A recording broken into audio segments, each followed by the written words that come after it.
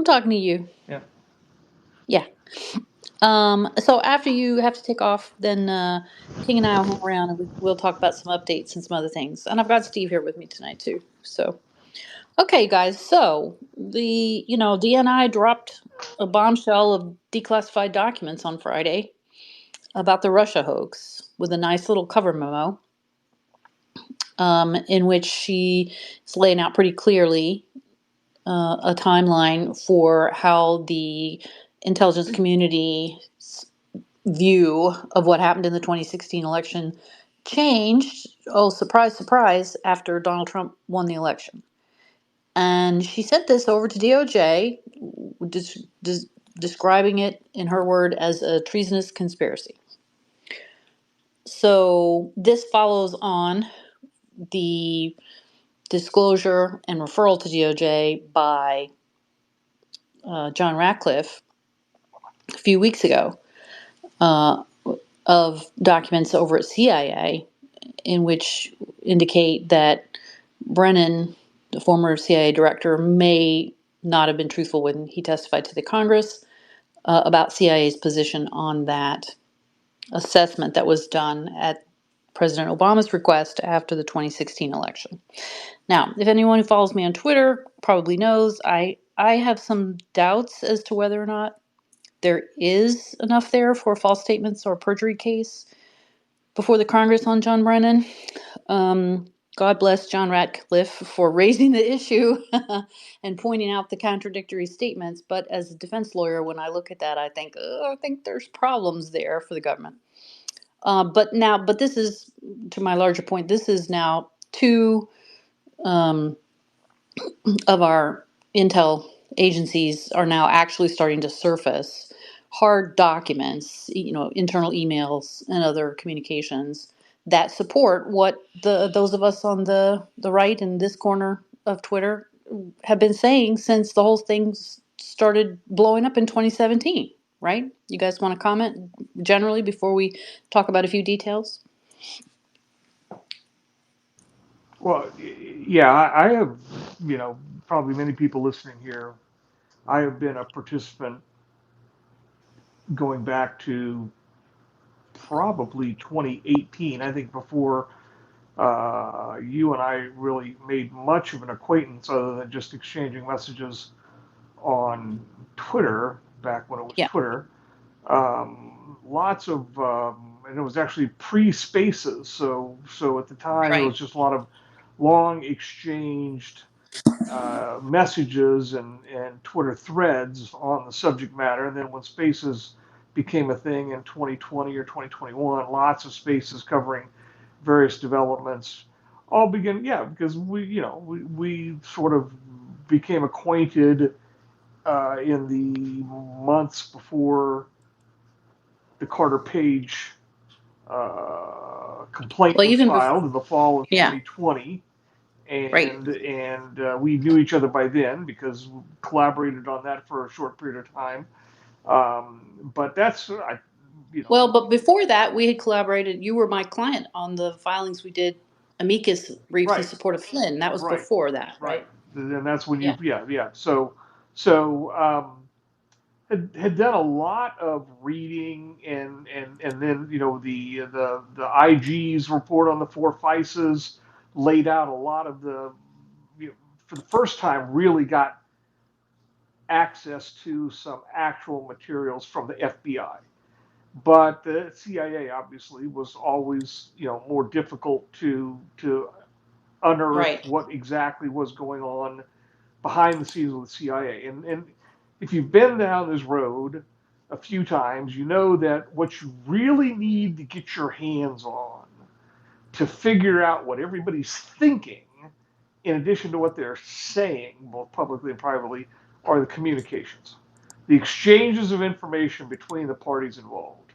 And and for the first time, these classified documents seem to establish some clarity with regard to the fact that there, yes, was direction given to, in some respects, manufacture a link between the Trump campaign and the Russian government um, to validate, create some semblance of reality around what had begun as a campaign dirty trick.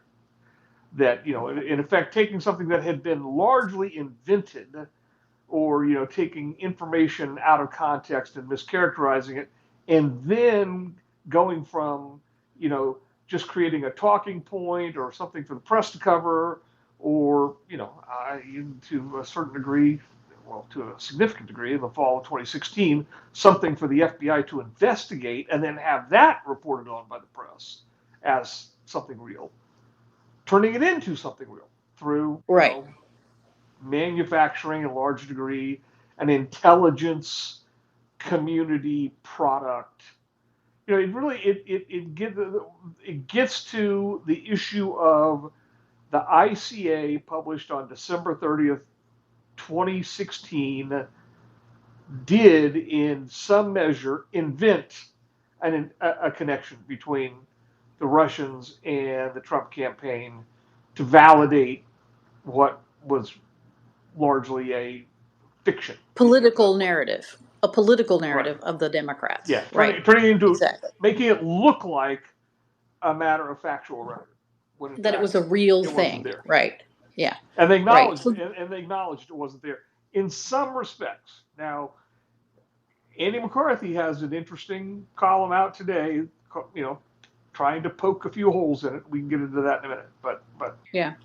um, Well, it's fascinating to me, sort of, as you're doing sort of look back. So I joined Twitter in April of 2017 because of this whole thing. Like, this is what got me to the place of starting to speak publicly about these issues, about law issues, about national security issues, about, you know, the overlay of politics on it, because I've been a lawyer for many years, not as long as you guys, but for a long time. And on top of that, I was a NatSec lawyer, right? Because half my practice touched the classified world.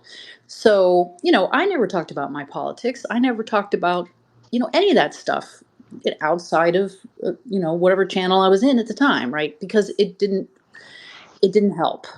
I've always been a Republican slash libertarian, but especially in DC, like, you don't, unless you're a political type lawyer, there's no advantage to talking about your politics. And there was zero advantage as a litigator and as an AdSec lawyer to do so. So I didn't. But what happened was, after the election in 2016, in December, I started reading. We had a subscription to the paper version of the Washington Post at the time. Steve and I were living inside the Beltway in Virginia. And, I started reading these articles. And then there was this incredible article talking about Flynn's conversation with the Russian ambassador, right? And what all that involved and all of this stuff. And I turned to Steve and I was like, this is like classified information in print in the Post. What the hell? Right? How can that be? Um, and that's when I got turned on to the idea that, wait a minute, there is something really wrong in the state of Denmark here. And my appreciation of that just got more and more and more and more. And I made this radical, for me at the time, decision to, like, oh no, for fuck's sake, I'm going to have to talk about this. Right. So that's also how I met Margot. Although I met Margot, Professor Cleveland, more in line with the Kavanaugh appointment. She and I became friends about that. But this whole thing with the Russia hoax has changed people's lives, mine included. I never would have represented somebody like Carter before that, right?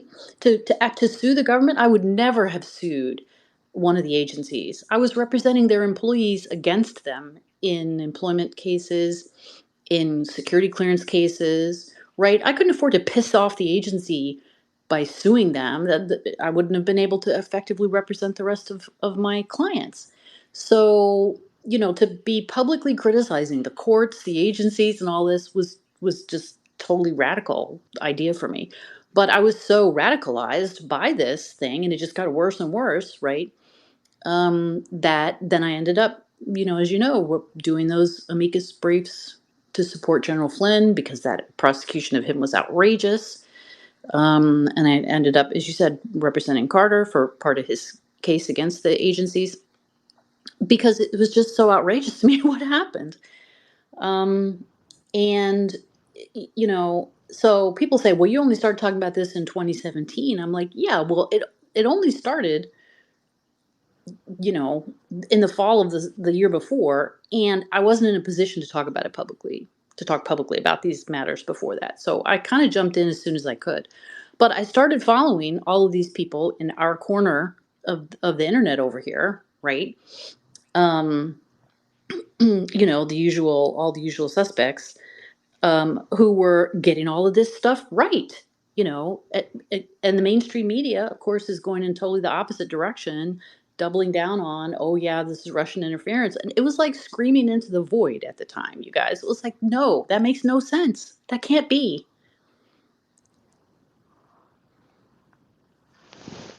Yeah, there was a lot of those early Pastor days. There fired. was a lot of Elders call his just behavior harmful. surmise and speculation.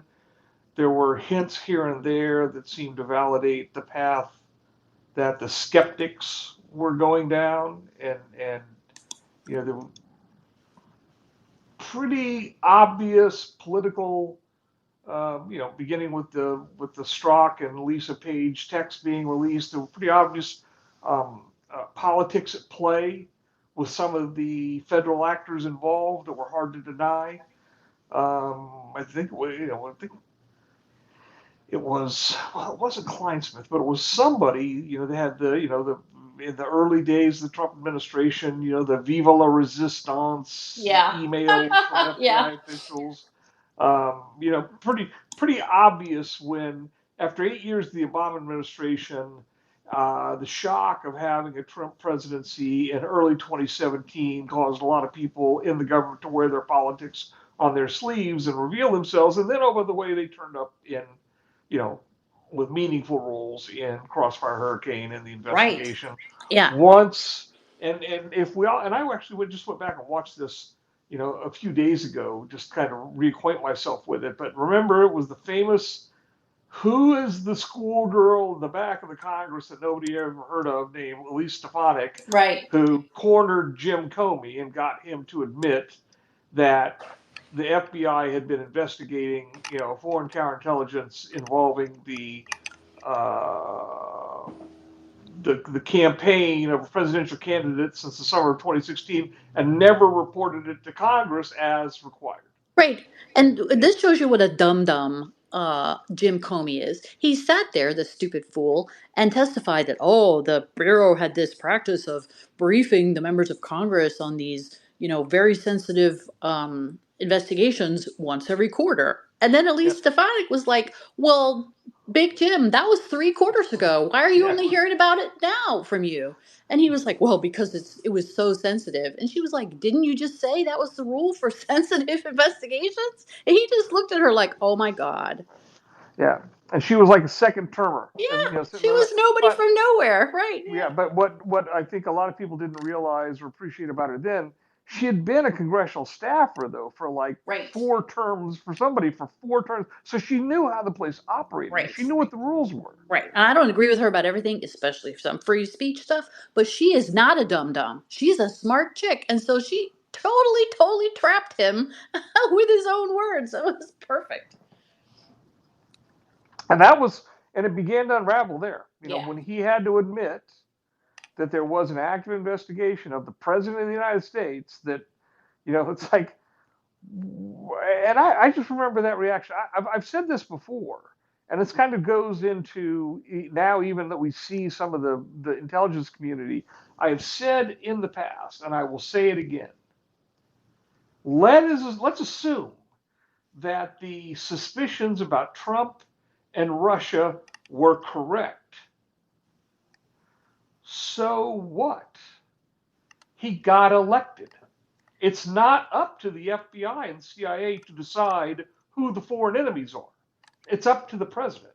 Well, and even their own assessment, even this one where they kind of changed course a little bit, said that there was no evidence that the Russians affected any But votes. no, I understand that. I got a Right. different point though. Yeah. My point is, Once he's elected, he sets the agenda. Right. The FBI doesn't get to come Right. And they behind don't like the that. Right. election Right. and say, "Oh, but this guy is playing footsie with an enemy." It's like he decides who the enemy is, not you. Right, exactly. But I'm talking to the first half of your point, which is like he got elected. And I'm like, yeah, because he didn't get elected because the Russians voted for him. He got elected because the Right, American people voted for him. right, right. Now, Andy McCarthy has called attention to the fact that there were three components of the intelligence community's assessment, and he is not convinced that any of the new information establishes that any of the three components were incorrectly stated, because he says that the intelligence community said both before and after the election that there was no Russian intention or capability to interfere with the voting or vote count by cyber means. Right. And that is really, if you crawl into what has now been disclosed as the CIA's view or the intelligence community view before the election, that's what they said before the election, and that never changed after the election. The only issue is the degree to which Putin aspired to help Trump. That's the big phrase in the ICA that everybody's focused on, and the one that is supposedly the least supported by the information that was available, and that is that Putin aspired to help Trump. The intelligence assessment before and after the election was the same, that Putin sought to create controversy, distrust in the electoral process, and he sought to hurt Clinton. Same before and after. So McCarthy's point is there's no change in position reflected in the ICA between what the intelligence community said before the election and after the election with regard to no cyber attack. Clinton wanted, or Putin wanted to sow distrust, and Putin wanted to hurt Clinton. The only one is whether or not Putin aspired to help Trump, because that's what they hung on him after the election to hamstring the administration. Right. And that was And the language that they used in the ICA. But, that wasn't the narrative that was getting put on full blast to the right, media. That's my point. Yeah. Uh, I was in the process of transitioning to retirement when all this blew up, and I didn't have much time at the time to think much about it. But the first thing that hit me was the leaks. You'd have you Right. Me too. You're reading a, the paper and you're like, what? a week would not go by without leaks of classified information Yeah. from the intelligence community, and they all were of a common narrative and designed to hurt Trump. And and then you read the Steele dossier, which was obvious garbage on its face. Anybody who took that seriously needs to go back to school. Right. Seriously. Right. Because you're a child. You have Mm, no judgment whatsoever. you, Right. no judgment at all. That was a silly product of somebody pretending to be a spy. There was no substance to it, no meat in it. It was just like allegations and rumors and vague accusations, and that's it. A There was nonsense. Yeah. that's it. And to any serious lawyer, that was obvious reading it once it came out, and the but the leaks got my attention, and I never had any interest in social media before, Right.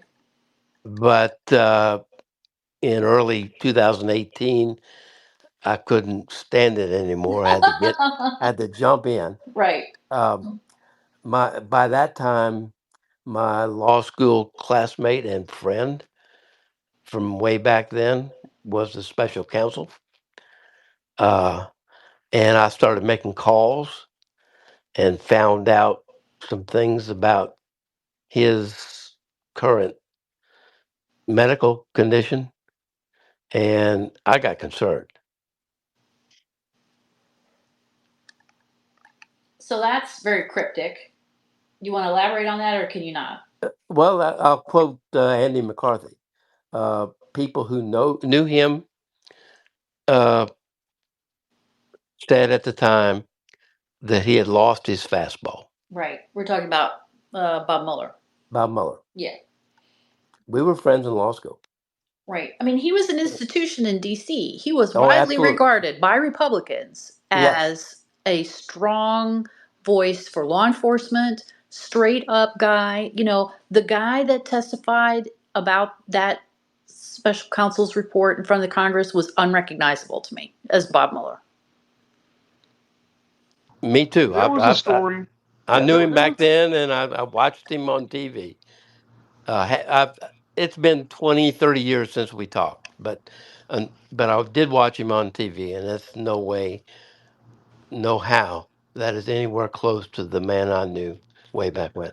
There was a story told by Rudy Giuliani, and I think it was like 8 months or 6 or 8 months into the Mueller special counsel, and Giuliani arranged to meet with Mueller in person. And now these two guys go back to the 80s in the Reagan administration together. You know, Giuliani becomes famous U.S. Attorney for New York, and Mueller's in the criminal division, and then later becomes U.S. Attorney of Massachusetts. So these guys have been friends and colleagues for decades. And Giuliani got a meeting with him, and it was Mueller and I think Aaron Zebley, who had been Mueller's chief of staff at the FBI, and then went to Wilmer Hale together. Because Zebley was a former Justice Department lawyer who then became chief of staff for Mueller, and then they left Wilmer Hale. And Rudy told the story that he had about a 30 to 45-minute meeting.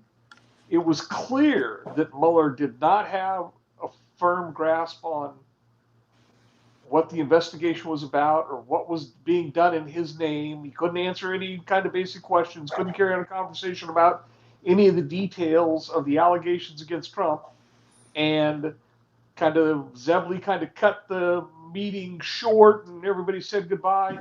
And Giuliani then said, the last time I was ever allowed to talk to Mueller myself, and this is a guy I'd known for 40 years. Right. Yeah.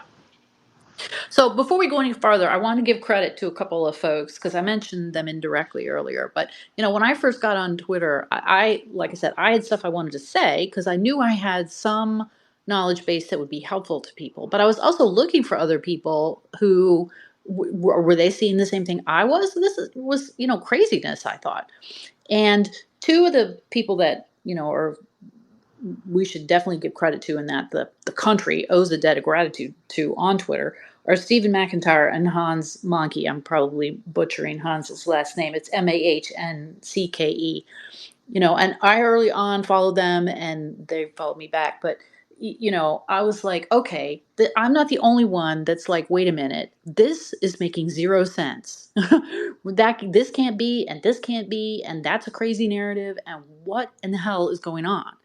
So I really feel strongly that, I play a tiny, tiny, tiny, tiny, tiny role in this whole thing. These guys are big players in terms Yeah. of Now, making it now, clear to the Twitter public anyway what the problems were. And there are others. They're not the only two, but yeah. So Stephen, if you're looking for Stephen, he and I have had, we've had disagreements over the yeah, years. But sure. if you're You looking for disagree him, with everybody, Ship, he's under climate eventually. audit. His account is climate audit. Yeah, Um, Hans has been there from the very start, and yeah, I think they both had.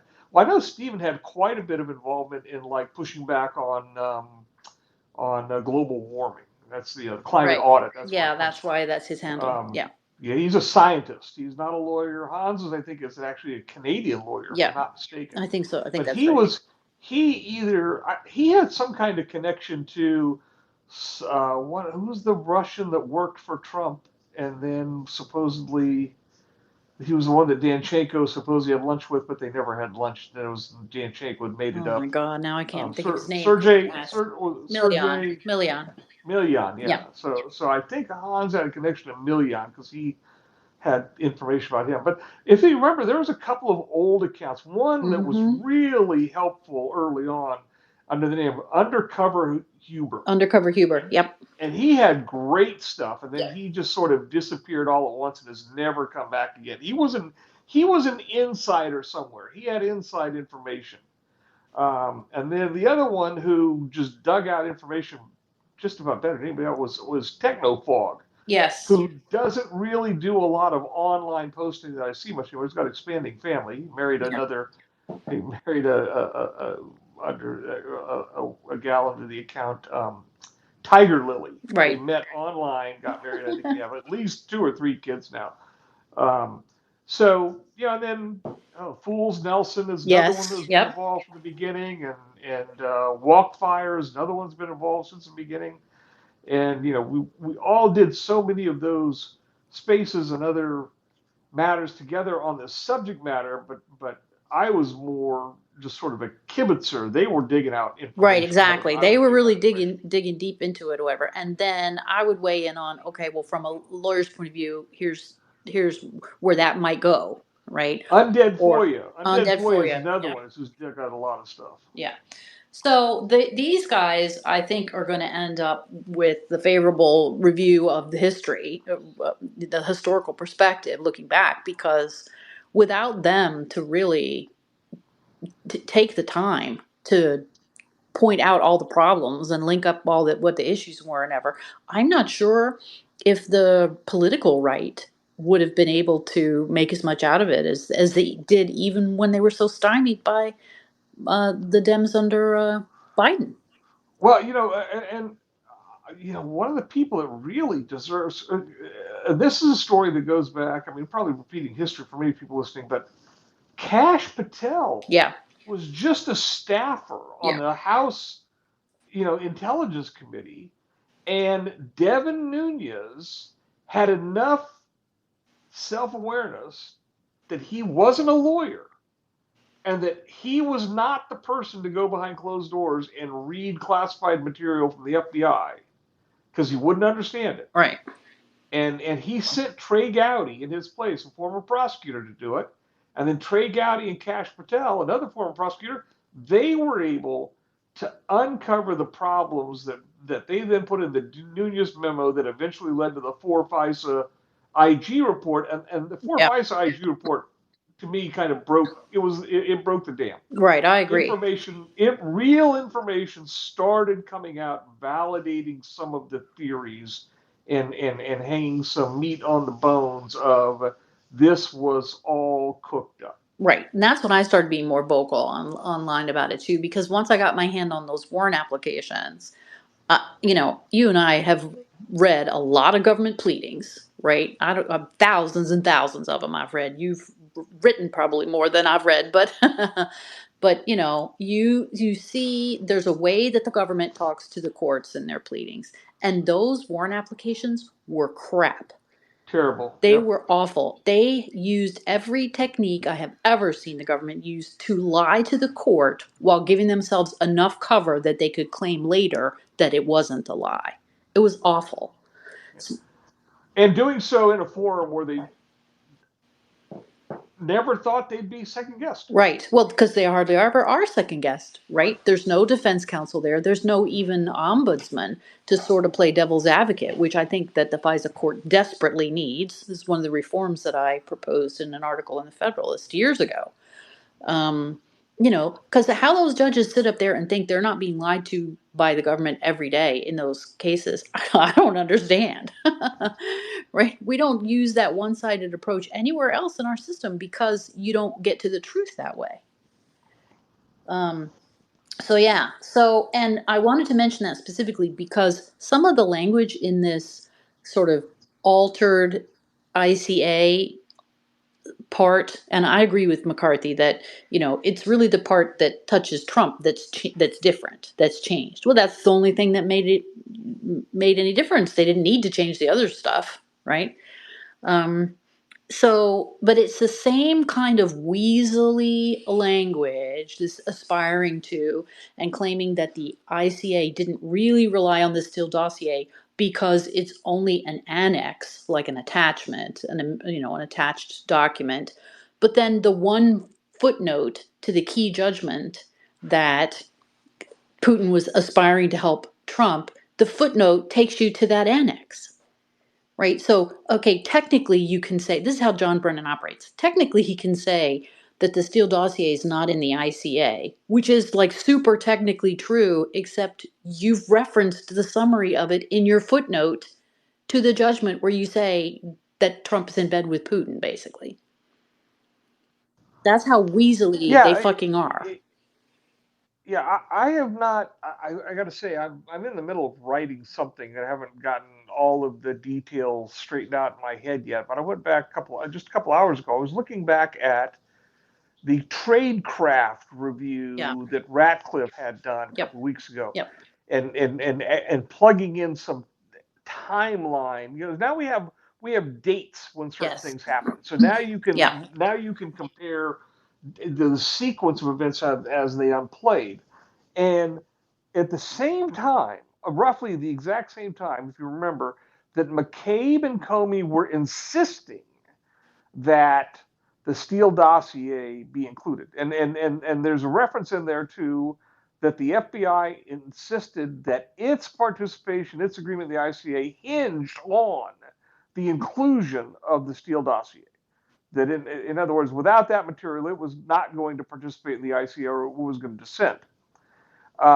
At the same time that the FBI, and it was McCabe and Comey insisting that the ICA, that the Steele dossier be included, the top two officials in the CIA were telling Brennan exactly the opposite. Right. Because they thought it was crapola too. They thought it was exactly that it just was not representative of the type of tradecraft that should be the basis for any kind of ICA conclusion by the Intelligence Committee.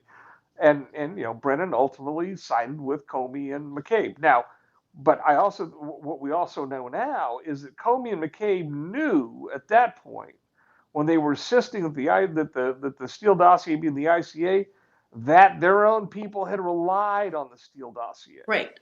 And this was the way they could validate their decision to rely on it. Because they relied on it for the Crossfire Hurricane, and they relied on it for Carter's warrant application. Let me give you a specific timeline.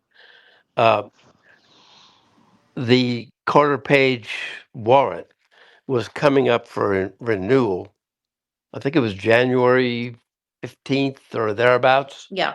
Mm-hmm. And the ICA came out, earlier that week or the week before?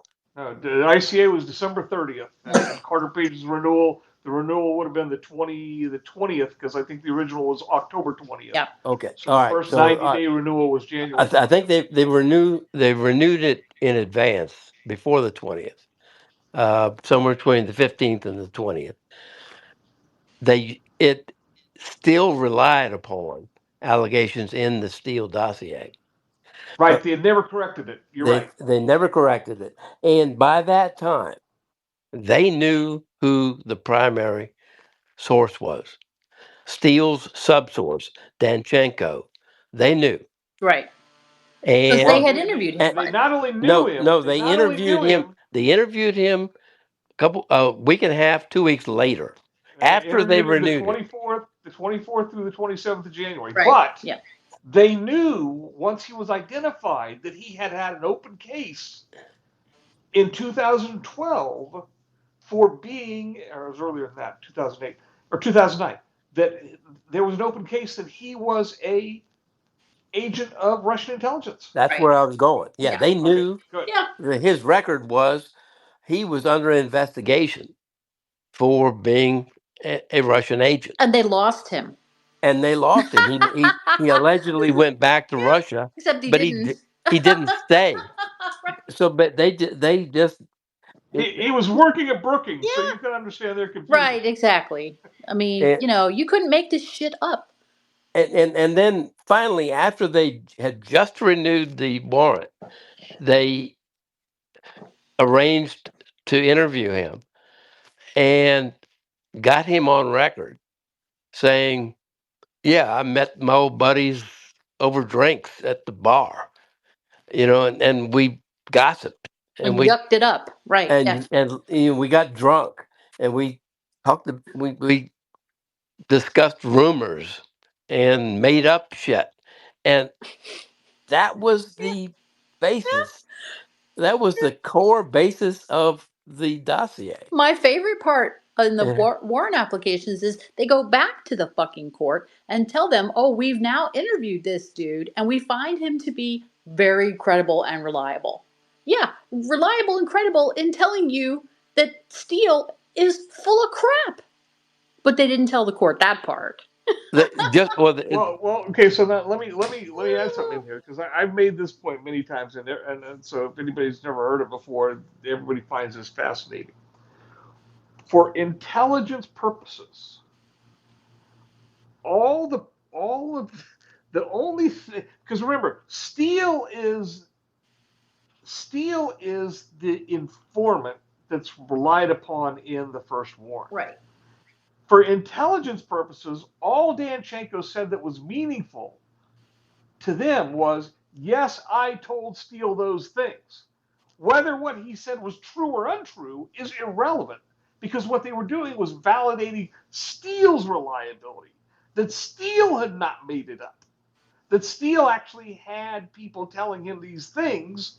And for intelligence purposes, they ignore the fact that the source told him that everything he told Steele was a fantasy. Right. It's just the oddest thing for an intelligence warrant. It's not the truthfulness of the information. It's just that you have sources giving you that information. I think if I were a judge on the FISA court, I'd have wanted to know what he was oh so credible about was that he told Steele that this was all bullshit. and then the core, the kernel, the underlying Russiagate hoax was the the proposition that Putin and Trump had been in a conspiracy for a number of years. And you know where that came from? Danchenko said that came from an anonymous call I got. Right. A By somebody 15 who sounded a like a Russian. a 15-minute anonymous call. God. Refused to tell me his name, Yeah. refused to tell me how he knew any of this. I just got a call Was out his of the name blue. Boris? That would have been Out my of the next blue. question.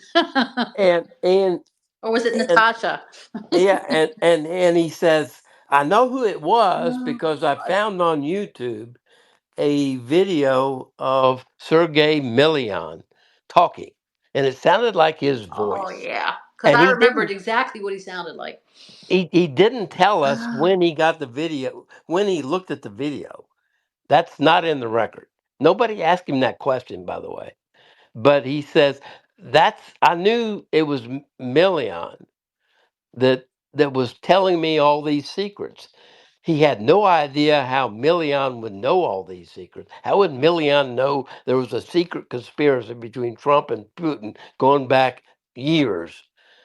Uh, it's crazy. That's one of the reasons they had to rely so heavily on that fake Alpha Bank stuff, right? Because a glaring obvious hole, which I could never understand why people didn't focus on this, because I kept screaming into the void.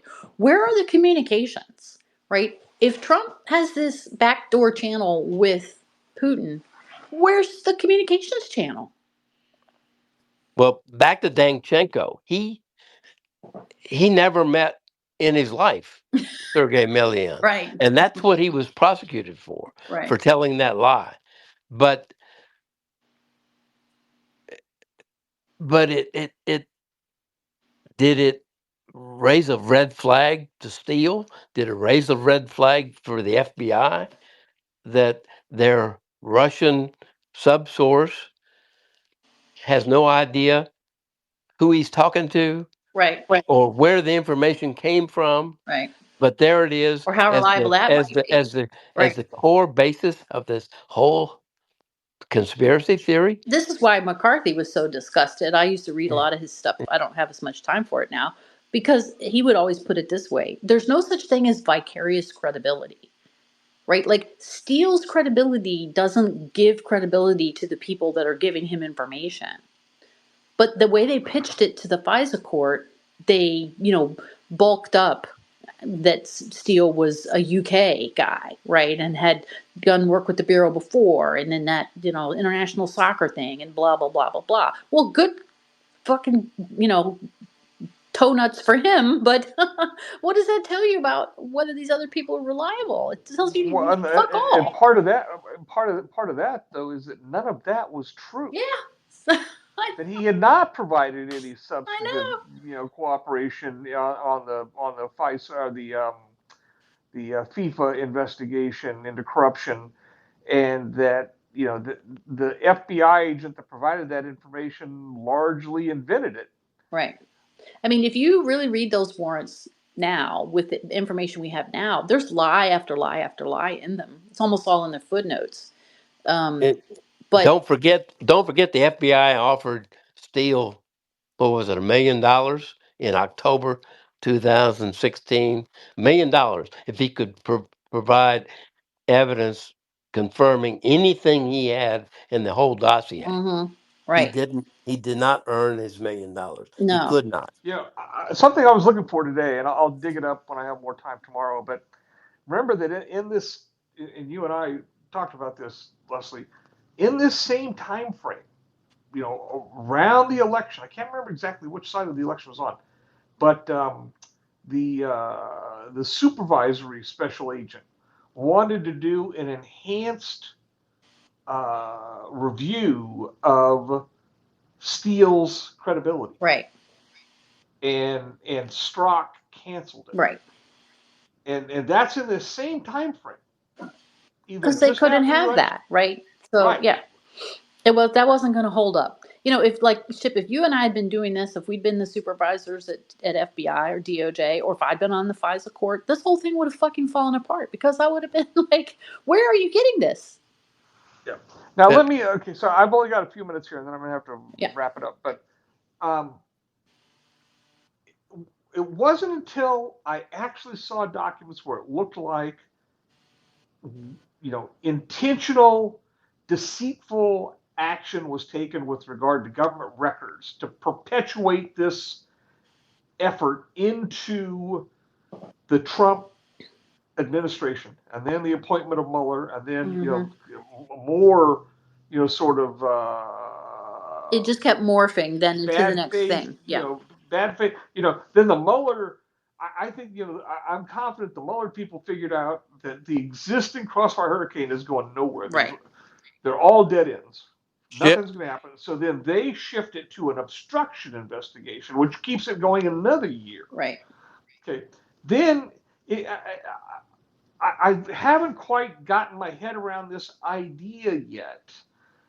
I don't know if you can criminalize the conspiracy, but I think you can certainly verbalize or create an intelligent series of inferences that there was an agreement by two or more people here to keep Trump from winning, which failed, Right. to prevent Trump from winning a second term, which succeeded, and even to keep Trump from winning a second term in 2024, which failed. Right.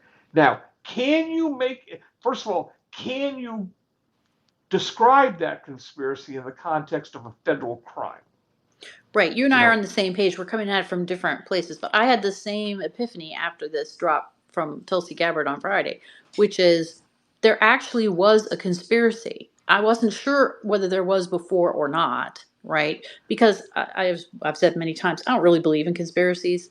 And I kind of think, and Tucker Carlson has voiced this view, that basically you don't need to have a conspiracy in DC too often because these people all think the same way anyway. They don't have to agree on anything. They already agree on everything already. But this idea that they changed their view about trying to pin the tail on Trump after he won, right? Between September and December, you changed your mind that that's what the Russians were trying to do in the face of no new evidence that supports that. That is psychosis to my way of looking at it, right? What I was struggling with before is what's the rational unifying principle, right? It finally occurred to me. Ship, you say this often, and I have a good friend from law school who often says this too. You should stop looking for rational motivations and reasoning for things when you can't find it, you struggle to find it, because the answer is it's an irrational motivation. There is, or there are a few identifiable events in late February, early March 2017. They'd gotten rid of Flynn, Yeah, and they had to make a pitch. They gotten rid of Flynn, and they've gotten Sessions to recuse. right. So now they're dealing with the bureaucrats at the DOJ, the underlings, and they have to make a pitch as to why to keep this alive. And they're still getting warrants on Carter into Right? They're 2017. the renewal is going to come up in April. Yep. The Congress is getting active, and they want to hear what's going on, and so they've got to convince the FBI has to convince the underlings at the DOJ why this has to stay alive. And there are some handwritten notes of a meeting held where they make that pitch to the DOJ. They're in late February, early March. And at the same time, they make Danchenko a confidential human source Right. and bury him. They bury him so deep nobody can find him. Not the DOJ, not anybody else in the FBI. And while they've got him buried, they don't tell the DOJ about what he told the FBI about how useless the Steele dossier was, Yeah. what a fraud it was. They pitch it Well, as quote now keep in, they call it the Crown reporting. And Right. Lisa Page writes a talking points memo where she goes on and on about the Crown reporting and how Because it that sounds good, doesn't it? it's the meat on the bone that justifies us going forward with this investigation. That was fraud. There's no other way around it. That was absolute, outright fraud by the higher ups in the FBI, including Comey, and they got their green light, and that green light set them loose.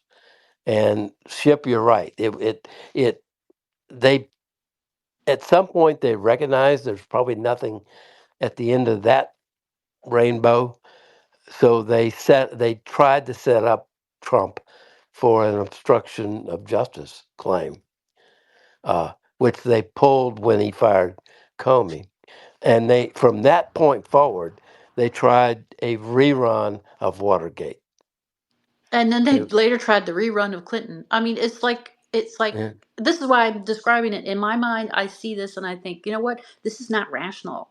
These are not rational actions. They didn't need to destroy Flynn, but they did anyway. Oh, no, Right? I disagree. I think it was absolutely rational. They got rid of the people who like Flynn, who could call them out. They thought they were dealing with a novice in Trump. They thought he would fold like Nixon did, and They had not seen this guy. that's right. And they set out to not only ruin his presidency but take him out. See, this is what I think. I think they were trying to achieve, psychologically, they were trying to achieve the goal of him not being president. They so could not accept that reality that just couldn't be the case. So they do all of these things to make it so that he's not the president anymore, many of which are not logical. I agree, but I think it was more. It wasn't so much just irrational exuberance. It was. I think in some ways it was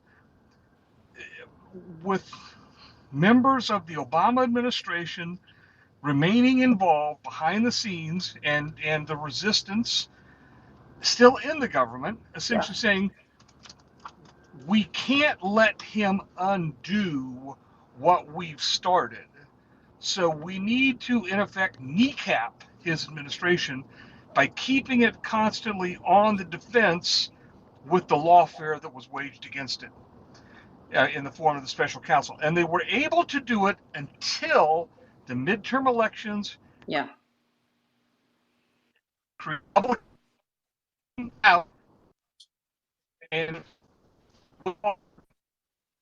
Ship, you're fading in and out. Did you get in the car? and Let me jump in. Ship may be right, but I don't think he's got it the whole picture. Uh, did you read the stuff that came out today? Uh, there was some covering of tracks going on. They didn't want the Trump people to get a hold of what was out there. I'm convinced. Right, I was I convinced agree. that There was good I was evidence at of the that in real time, so I I assumed there believed was at the more time that behind the scenes. there was a Yep. cover up going on. Right, I agree. You guys are maybe missing the point that I'm making. I'm not saying that the actions that they took were irrational. I'm saying I think they have an unrecognized to themselves psychological need for Donald Trump to just not be the president because they just could not accept that Hillary lost. And so rather than responding to that, saying, all right, well, we have to oppose him. No, it was they had to absolutely destroy him and everyone around him and make it so that he couldn't be the president, wasn't the president, or couldn't function as the president, right? This is divorced from reality. There was no way for him not to be president. But my point was they may have been desperate to accomplish that. If you Yeah. read the OIG's report that came out today about about what turned up in the hack of the executive office building and the State Department. Uh, there's dirt out there, and we still haven't heard it all. Right, right. I know, it's craziness. It's craziness. So I agree with you, King, that it advanced their objective to remove Flynn from Trump's orbit, right? But the way they went after him and the degree to which they went after Flynn, a lot of that was not necessary to achieve their objective. It's like they couldn't help themselves. And I think what's driving them is this psychological aspect to it that they themselves didn't even recognize. Because some of the stuff they did was insane.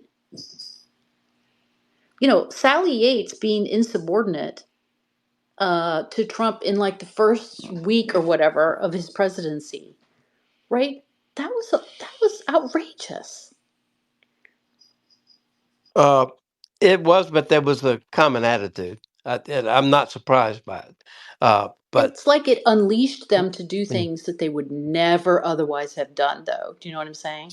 yes, Yeah, and that's in their minds, right? That's why you must have had the same experience that Steve and I did. People that we know, there's people I don't talk to anymore because that I was friends with before because the, Donald Trump has so unhinged their minds that you can't have a rational conversation with them.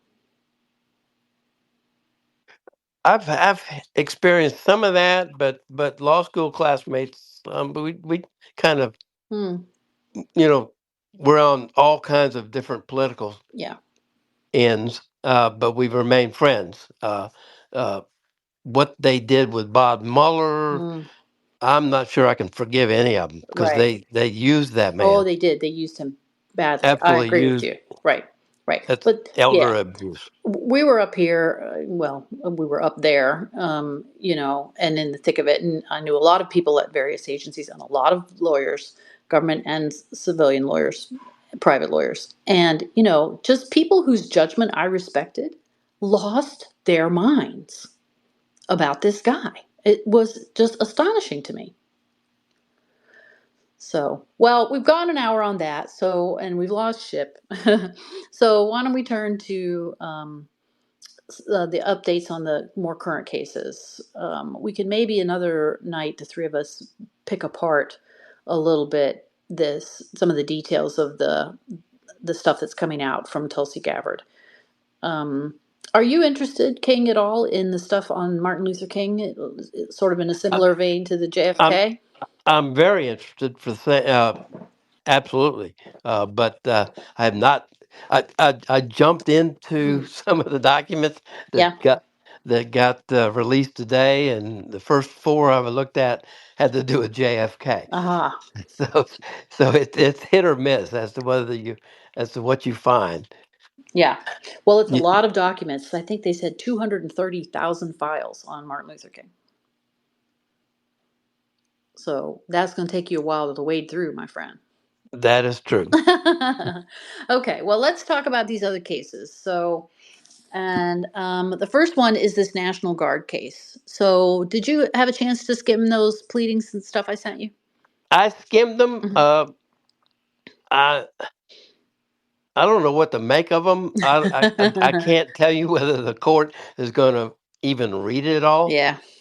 Basically, they said the theme is we've got the 10th Amendment, which gives the states the power of the power of law enforcement, local law enforcement, and the uh, Trump administration is trying to uh, step in and Override move that. us Yeah. over, push us out of the way by nationalizing the But National Guard. reading But California's brief, you would think that this specific statute that Trump relied on just kind of like doesn't even exist. well, either that or it's unconstitutional, Yeah. which is crazy Yeah. because it comes from the Constitution. Right. Yeah. I know. It's like, passed by the Congress and everything. So Oh uh, my God. These they people. don't really have a legal argument. It's a kind of a feel good argument. Yeah. National Guard is hurting things, not making it Well, and it's better. chilling free speech because people see Eh, these military guys on the eh, streets and, it's just bad all the way around. So, it's crazy. yeah. But And all of the briefs kind of read that way, yeah. including the former military officials who Hmm. say, Don't put us in that position. We've got better things to do. Right. We're the army." Right. So let me lay the scene for people. So, as we reported last week, the one of the judges on this circuit, Ninth Circuit, said that he or she wants the case to be reheard. Now, this is just on the stay of the district court, the trial judge's order, which purported to stop Trump from federalizing the California National Guard or parts of it. So it turns out there was a little more detail in some of these pleadings. So it was like 4,000 guards personnel were called up by this for 60 days or more, is what the order says. And then subsequently, the Pentagon has turned back about 1,800 of them. So that happened last week, I think. So there's about 2,200 National Guard personnel. So the panel had ruled that the trial judge's order telling Trump he couldn't do that was stayed. And then a different judge, presumably on the Ninth Circuit, has said, well, I think the full court should hear this. And then California, as Ship explained to us last time, it's not really the full court because they have so many judges. So it'll be like a bigger panel of 11 or 13 or however many of them it is. And so they ordered both the federal government and the California government, who were the parties in the case, to file papers saying why the court should or should not rehear the case. And As a party in a case, you have a right to petition for this kind of rehearing. So when three judges on the panel rule, they speak for the court, but you can ask the whole court to rehear that and say, hey, does the whole court think that this opinion, which is only written by three judges, is really what the law should be? So nobody had asked for that, but this judge just hauled off and asked for it. So the federal government's brief basically reads like the three-judge panel got it right. They analyzed this and that and the other thing, and they were very judicious in what they did, and they were narrow, and they said that the courts could construe the justiciability. Basically, are the courts able to make rulings about something? Something is not justiciable when it's the kind of decision that the political branches should be making, and not really a judgment kind of question for a court to decide. So the government, the Trump administration, is raising this issue of justiciability a lot in a lot of its cases. They're tending to lose that argument, I notice, because most of the time the courts don't want to say that they don't have the ability to render judgments, but sometimes they will, because some things clearly are political rather than legal. So the government, it was initially arguing that the entire question of whether the president could federalize the National Guard under this statute, that the courts really couldn't second guess that. The panel said, no, we don't think that's right, but because the statute lays out grounds on which the president can invoke this power, so somebody has to decide. The president can't say 2 + 2 = 7, and I said so therefore that's the answer, when everybody knows 2 + 2 = 4. So the panel said that the statute could be adjudicated by the courts, but really that to do so, they would have to show very high level of deference to the president in terms of, did he properly invoke the statute? So in a situation where the president is saying 2 + 2 = 4, no problem, and really we're only going to get involved if the president has lost his mind and is trying to tell people that 2 + 2 = 7. So the California brief, as King said, really reads like, oh, this is just terrible. It's the feds doing law enforcement, and everybody knows they shouldn't be doing that. And you basically higher court, bigger court, you need to tell them this is bad. And then three different amicus groups filed amicus briefs with the court. One was for former military officers. One was for former governors, which cast itself as bipartisan. And there were a few sort of, I would call them lightly red Republican governors in that group. And then the third amicus group was the California legislature. This brief I thought was hilarious, King. It says basically, well, we don't know why the federal government would say that they couldn't enforce federal law. It only took LAPD an hour to get there to help those officers who were being pinned down by protesters. And there's all these state resources that the feds could rely on to come and help them with this stuff. They act like California is, not in a state of exercising sanctuary policy. Did you catch that? I did. It was. I I thought it was imaginative, as were the other two. I thought. Right. Yeah. One point, did you pick this up? I meant to ask Ship. The Fed's brief says, well, the court should not order rehearing because California, which lost in the three-judge panel, it's been weeks since that decision was rendered, and they didn't ask for it. And, if you didn't basically run screaming to the court saying, we want rehearing right away, then, that in and of itself is an indication that the court shouldn't rehear it. They said you waited too long. Now, California's It, brief points out that they had up until like August 4th or August 6th under the rule to file for it. they're right legally. They did have that much time, but they're basically coming at it from the standpoint, we don't need the feds. We can do it ourselves, and the 10th Amendment allows allows us to do it ourselves. And Ninth Circuit, you need to step in here and Right. decide who's better able to defend the federal buildings, the feds and their nationalized National Guard, or state law enforcement. That's Right. kind of their pitch. Right. Yeah. Yeah. And and that's the kind of a pitch that is not really unless everybody's biased on that court. Hmm. It's not something that attracts uh, a judge's attention. No, it sounds like policy, doesn't it, rather than It judging. doesn't exactly. Yeah.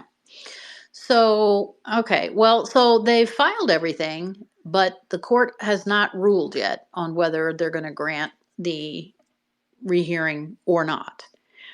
Um, and hey, Steve, can you tell the folks what happens when the Court of Appeals grants the rehearing? Then what happens?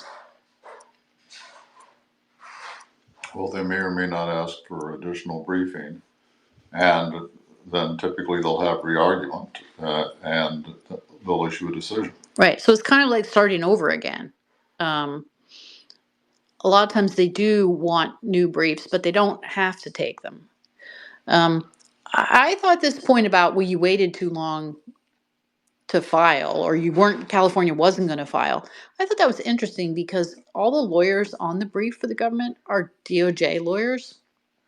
And I want the normal rule in the Federal Rules of Appellate Procedure says you have 14 days to file a petition for rehearing, and California had not definitely filed within 14 days.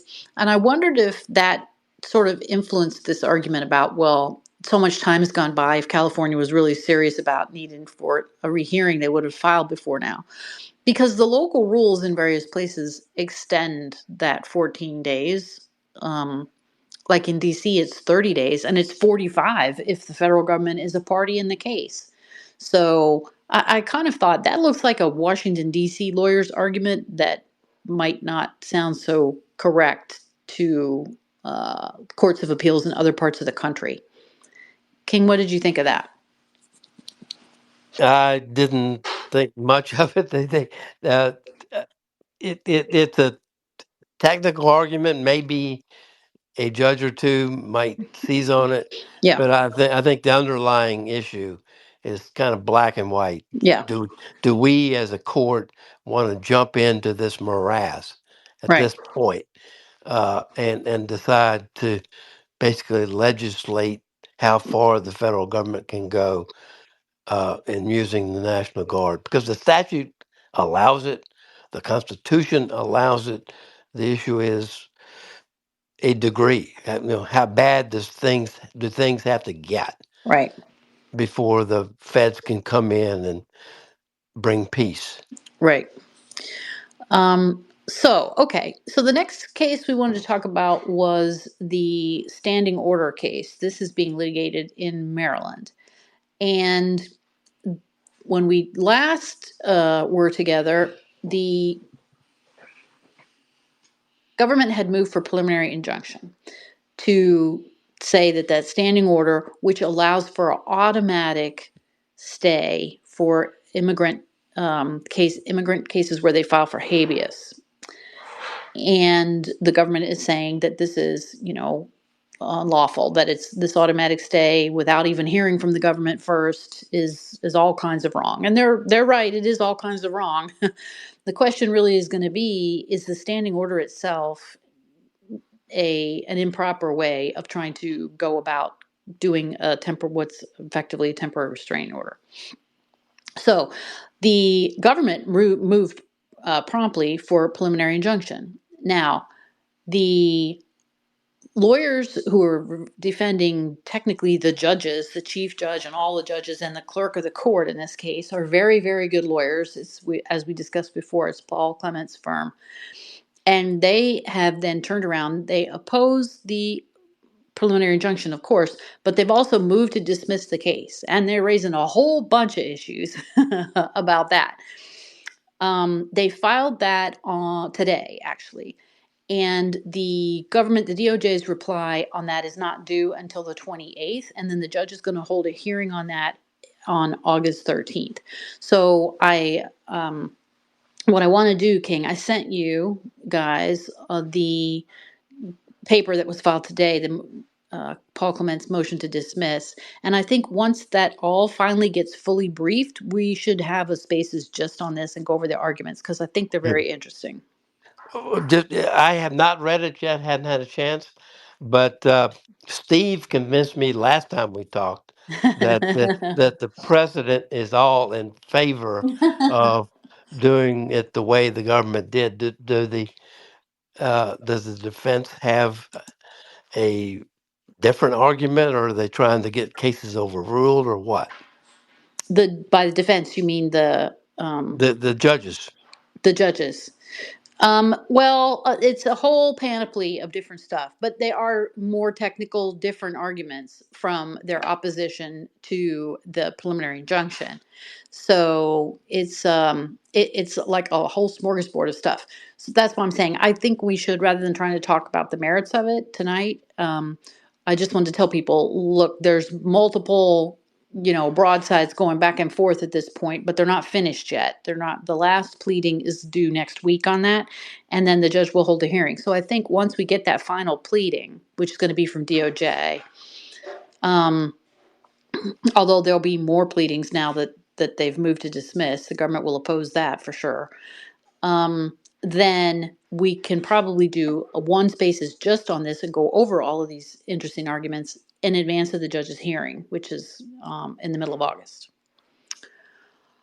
Okay, so turning to Congresswoman MacGyver's case, no change there. It's exactly where we were last week. The judge is given time for them to review discovery, and then there's in the middle of August. So everything's going to happen in the middle of August, apparently. Then we're going to have motions in her case to be looking at. In the judge's case up in Wisconsin, Judge Dugan, who's also charged with interfering with the ICE operations, the defense, her lawyers filed their objections. The magistrate judge there recommended that the district judge deny her motion to dismiss her indictment on the grounds that she had immunity. And so the way that works is the magistrate can't rule on that per se. They can only recommend that outcome with analysis to the district judge. Then the parties have a right to file objections. So the defense has done that. The government's objections are due on the 29th. It doesn't look like that judge is going to hold a hearing. He says he's going to set a status conference after ruling on it. So I think we'll also get a ruling on that in the first part of August. Okay, now in this Kilgar Abrego Garcia case, which is going still in both Maryland and Tennessee, here's what's going on with that. So the lawyers for him in Maryland decided to try to amend their complaint. We talked about this last time because they got everything they asked for in their original complaint since the government hauled him back here from El Salvador. And so his lawyers now have said in Maryland that they want him returned to the same status that he had before all of this happened, which basically was that he was, on the loose in Maryland. And the government has now filed a formal pleading opposing that amendment. Judge Zenas, as we talked about last week, had a big hearing about this, trying to understand the immigration law, but she has not ruled on anything yet, other than the government opposing the broadening of his basis of complaint. Judge Zenas has still got that case under advisement. Meanwhile, in Tennessee, the judge there held a hearing on the 16th, and he also has taken that case under advisement, has not ruled on anything yet. And they're fighting about whether he'll be released from custody of the Marshal Service to the Department of Homeland Security, which is then going to remove him from the country. But this is interesting. We talked about this last week, King. But the parties there, the government wants him locked up and the defense lawyers want him released. That's the traditional posture. That's what makes sense. You don't want your client to be locked up if at all possible. A little bit different in this case where he's still going to be locked up even if the marshals release him because he's going to go over to Homeland. But that's the the normal argument the defense would make. And they made that argument in their papers to the court. But then yesterday, they filed a paper with the court, kind of a consent motion, meaning that both parties agree to this. They filed this consent paper asking the judge to withhold for 30 days, basically take 30 more days, and not issue the order releasing Garcia. That Assume, was predictable, by the right. way. Yes, we talked about this last week that they were going to have to come up with some kind of mechanism, right? So it's like a conditional if this then that kind of situation. So the government is saying they want him locked up. The defense is saying they want him released. The judge has under advisement the government's motion to revoke the release that the magistrate judge already ordered. And so this pleading, both sides are telling the judge, well, judge, you haven't ruled yet on the government's motion to revoke. If you deny the government's motion to revoke, then he's going to get released to ICE. And if you do that, then both of us want you to still hold on to this guy for 30 days. And they say in this joint pleading, so that he can assess his options and consider whether he would like to ask for further relief. Now, I would like to know, King, as a fellow defense lawyer, what further relief are you going to ask for this guy other than that he be released? uh, Good question. Yeah. So, okay. So, but this strikes me, tell me what you think, but this strikes me as neither judge has ruled on anything yet. The parties have now told the criminal judge, we want, no matter what you do, we want 30 more days to figure out what we're doing. It looks an awful lot to me like behind the scenes, they're trying to work it out. And the judges are giving them time, hoping that they'll work it out so then they don't have to rule on any of this craziness. They're trying to find a place to send him that he That he'll consents agree to. to or something. Yes, Yeah. right. Yeah. Right. I think that's what it is too. So this case looks to me like it's on maybe a bumpy glide path, but it's on a glide path to he's going to be removed to someplace that is not South Sudan. And then the government will dismiss his Tennessee case. That's where it's headed. Yeah. I agree. Okay. All right. So we got two more issues. One is on the Planned Parenthood. This is the case up in Massachusetts, of course. There was a hearing on the 18th in that case, which the judge said that she would issue an order by the 21st, which is today. Okay, this is the one where the judge issued the TRO without even hearing from the government first. Then the government complained about that, which they should have. And the judge reissued the TRO, trying to fix the problems that she created by not waiting to hear from them first, which Planned Parenthood hadn't even asked for. But then they were marching on toward a preliminary injunction, which basically extends the injunction that gets started with the TRO. And so the judge held a hearing about that on the 18th. But as of now, as of earlier today, she had not yet issued an order on that, but she said she was going to issue it by today. So, King, you want to jump in here for a minute, and I will jump on the pacer real quick and see if she's issued it? Yeah. Well, I sound stupid, but I don't know what happened at that hearing. Well, I didn't listen to it either, but they're making all the arguments about how it's the end of the world that Planned Parenthood can't bill for medical services, even though it sounds like that wasn't even going to kick in until October because of the way the billing is done, right? So Yeah, that's the first hurdle they have to get over is how do they have standing? Because if you read the papers, the people that they say are hurt are the patients who don't get to use Planned Parenthood, not Planned Parenthood, because they can always send the bill to the government. The government can pay now or later, but Right. if That's just money. legally they're Yeah. legally they're entitled to be paid, they get paid. That's not irreparable injury. Right. That was the government's main argument, is that they just didn't have any irreparable injury, no matter how you sliced it. And our good friend Margot Cleveland has been doing great work on this. So I don't know if she listened to this hearing. I'll see if I can ask her about that tomorrow. But they were making basically the same arguments in the preliminary injunction scenario that they were making for the TRO. It's just the TRO is supposed to be done, quickly, and the preliminary injunction extends the injunction the whole length of the case while it's still pending.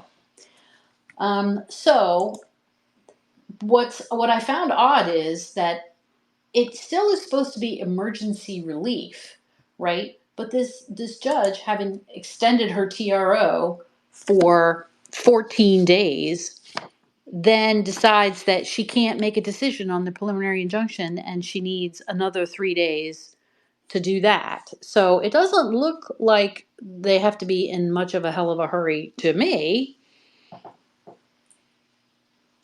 Did she extend the TRO for the 3 days? Well, see, and that's strange. The docket doesn't say that she did. So I thought that was odd too. The Okay. Yeah. Under civil rules that a TRO can only last so long, Right. and unless the judge extends it, it expires. Right. So I think the 21st today was the 14th day, which is how long the rules say the TRO can go for. Okay, and here it is. When I looked at this earlier to prepare for today, she had not yet issued it. Now she finally has. Okay. So what does she do? She says, dun, dun, dun, dun, dun. Let's get down to the end. All right, 36 pages, you guys. 36 pages. She says, of course, she grants the PI. And she's enjoining them from retroactively enforcing or otherwise applying this section 1113 of the One Big Beautiful Bill, which effectively defunded Planned Parenthood writ large. And so she's enjoining the government from doing this and ordering them to continue dispersing the money to these folks. And they have to provide a copy of the order to all personnel within Department of Health and Human Services. Plaintiffs have to pay only a $100 bond with the court. Basically, you have to pay a bond when you get an injunction. In case the judge is wrong and the other party is harmed by being enjoined, you have to put up money to compensate them. But it's not uncommon in cases like this, where especially the government is the injured party, that the judges only make them the other side put up a small amount of money.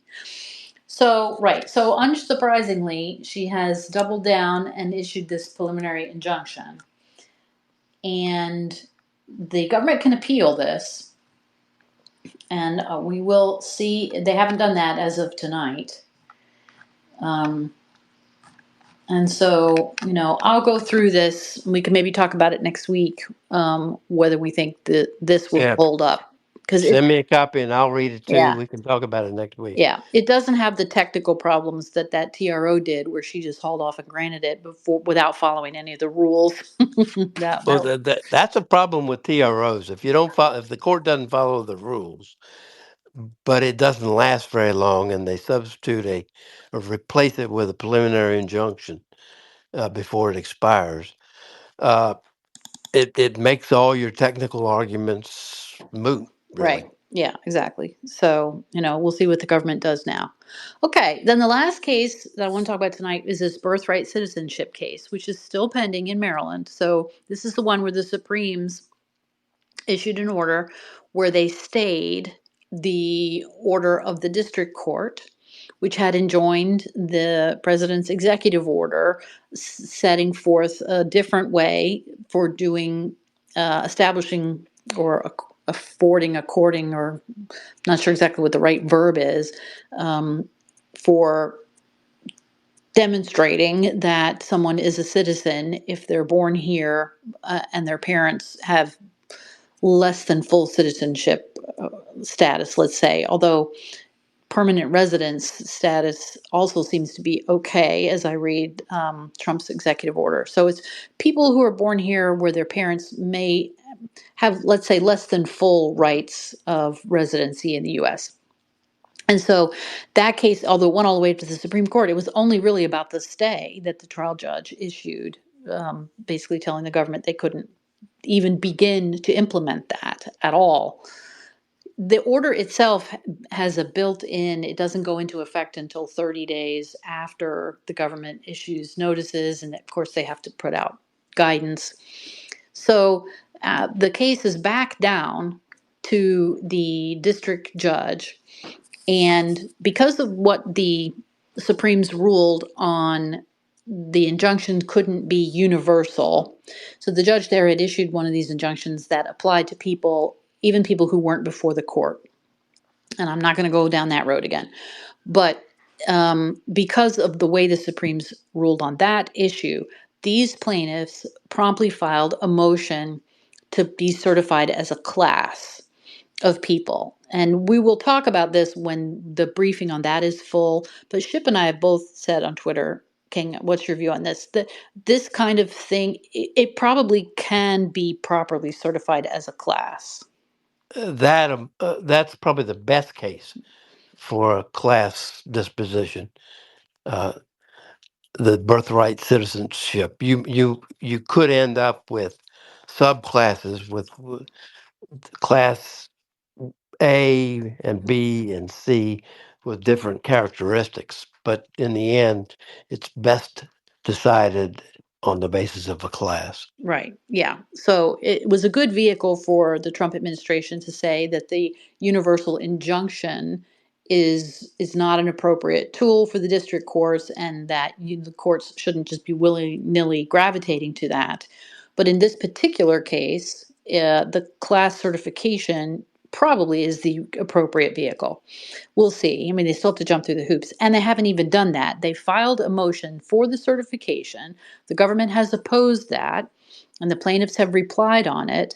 But also, the reason that the case got up to the Supremes is because she had issued a preliminary injunction just on the basis of the plaintiffs in front of her.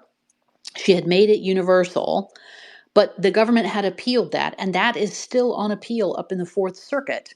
And so the parties have now briefed, this is Judge Boardman, they have briefed the motion for class certification and for a second preliminary injunction based on the class, not the universal.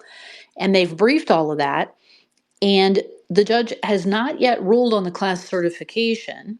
She ruled a few days ago on the 16th in a strange kind of ruling. She didn't rule on the class. She didn't rule on the preliminary injunction. She said instead, because the government argued she didn't have jurisdiction to do anything with this preliminary injunction because it's still up on appeal in the Fourth Circuit, right? The government had appealed that to the circuit. They had sought a stay with the trial judge, which she denied. They had sought a stay with the circuit, which they denied. And then they got the stay of the injunction from the Supremes. So, but the Fourth Circuit still has the appeal of whether the preliminary injunction is good at all. So they persuaded Judge Boardman this week, that the government did, that she doesn't have jurisdiction to issue any kind of preliminary injunction, whether it's for the class or not, because the circuit still has the case. But what she did was she issued what's called an indicative ruling. So there's a special rule under the Rules of Civil Procedure where when a case is on appeal, the parties can go back to the district judge and say, well, judge, there these facts are different. This has changed. And can you tell us what your ruling would be based on that so that we can go talk to the circuit and ask them if they will send the case back to you to make a different ruling because you don't have jurisdiction anymore, but the circuit court of appeals does make it that you would make a different ruling because the facts on the ground have basically changed. So what she nobody had asked for that, but what she did, it looks to me like, because in the order, the memo order, she says she invokes this rule and she is making an indicative ruling and she basically directs the plaintiffs to file the stuff they need to file in the Fourth Circuit down in Richmond to get the Fourth Circuit to send the case back to her because she's willing to grant a preliminary injunction for the class. Now, bear in mind, she hasn't ruled on the motion to certify this class yet. She says in a footnote she's going to do that, and I quote, expeditiously. Okay. But she wants the Fourth Circuit to send the case back to her so she can make those rulings, and then I guess the government will have to appeal again. What do you think of that? No comment.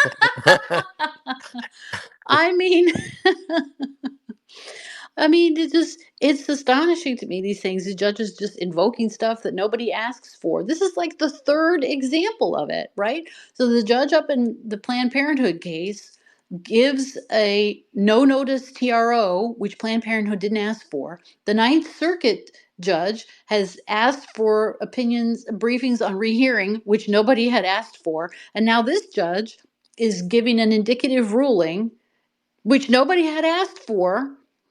And I never had a case where the judge just did stuff that nobody had asked for. How about you? Yes, I have. I Okay. take that back. It has happened to me. Uh, the Fifth Circuit Court of Appeals, uh, kind of on their own, tore into the district court, and whereupon he recused himself Aha. from the case. And uh, again, a total surprise, and did not make the district judge happy at all. But it does happen. Judges do some unpredictable things occasionally. Right. So that's what this judge has done. Now, she's done that because otherwise she was going to have to agree with the government that she didn't have jurisdiction to do that. And she was going to be then hamstrung to be able to do anything until the Fourth Circuit gets around to ruling on that appeal, which neither she nor the plaintiffs can control. Right. So that's the situation there. So that case is trundling along. Um, but it's mired in procedure at the moment, like so many of these cases seem to be. So I think that's all I had for tonight. King, did you have anything you wanted to raise? Yeah, JFK. Are we on for Thursday? Yeah, we're on for Thursday. I made a mistake. I put them both for tonight. One of my Okay. peeps was Okay. nice enough to point out I made this mistake, so I shifted the notice to Thursday night. I'm going to send. The topic of Thursday is what I consider to be a smoking gun that proves conspiracy, a inside the government conspiracy, and it's the autopsy, and you can get a preview of some of what I'm going to be talking about with something that came out today on YouTube that I recommend everybody watch. Doug Horn was uh, the chief medical investigator for the Assassination Records Review Board in the late 1990s. He has written a 5-volume treatise on the proceedings before the assassination Records Review Board, the ARRB, that is my go-to source for uh, a lot of the medical information. And today he put up on YouTube a, a podcast or slideshow, I'm not sure what you call it, um, dealing with the 3 caskets that arrived at the morgue at Bethesda, Maryland, the night of Mm. the assassination. 3, not one. The entry of 3 different entries by caskets, supposedly bearing the body of JFK at the morgue. And I won't go into details, but it's a fascinating and very well documented theory that he developed, and I think he's right. Mm. Uh, Okay, well, I will maybe take a look at that YouTube. This is something new to me. I never heard of this before. it's there. It has to do with a decoy casket scheme that was reported in the press back in 1981, supported by interviews of people involved, and a decoy ambulance or decoy hearse scheme. So you got a decoy hearse and a decoy casket. And you can use your imagination as to how that worked. But I think Doug Horn has got it figured out, and Okay. it's worth watching. All right. Well, I will take a look at that, hopefully before Thursday, and we will talk about those issues on Thursday. Okay. One point I want to make, seeing a lot of notices where people are saying that we're cutting in and out and they can't hear. We don't notice any of that when we're doing these. It sounds perfectly clear to us, except when we sometimes will say that someone's cutting in and out. So what I know is that I always record these and then they're available right away, and then I usually repost them the next morning. As far as I know, none of that ever shows up on the recording. So the issue is not sort of on our end or with the spaces recording the conversation, it's with them broadcasting it in real time. So there's literally nothing I can do about that. And it's one of the reasons that Ship and I are working toward moving our conversations from here to Substack, and then ultimately we're going to go over to Spotify, I think. So we are working on that behind the scenes. And so I'm sorry if it's cutting in and out and you can't hear it, but A, it's not like that on our end, and B, I have zero control over it. So if you're interested in these topics, and I'm going to put a tweet out about this here in a minute, then you can listen to the recording. And on the recording, you don't hear the cutting in and out because the problem is not on the recording side, the problem is on the broadcast side. So, with that being said, we will go again on Thursday. Hopefully, the broadcast will be better on Thursday. And with that, I will say good night, King, and good night, everyone.